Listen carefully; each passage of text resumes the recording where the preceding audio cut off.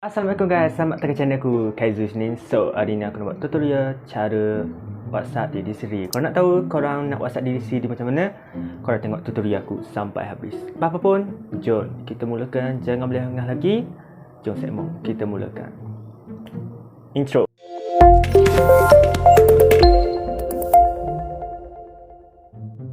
Okey, korang buka Google korang. Selepas itu korang tulis WATME/ tak nombor korang 60 macam dekat WhatsApp. Tak je nombor korang, jangan letak nombor lain pula, memang tak boleh lah.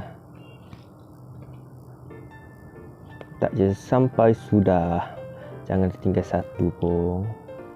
Tu tekan, pastikan betul. Lepas tu tekan continues to check. Dan dia akan keluar macam ni. Dan siapa tak online tu, kita lah online bukan lain. Pastikan keluar macam ni. Dan korang boleh tulislah korang nak check apa dekat diri sendiri. Kalau korang single, tulislah saya sedih.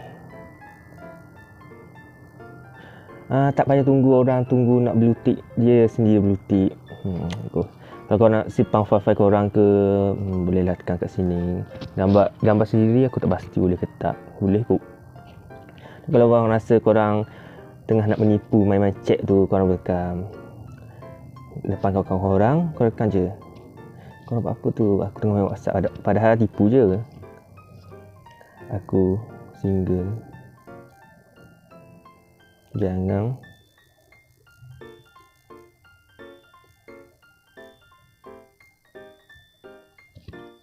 dah blue tick, tak payah tunggu korang.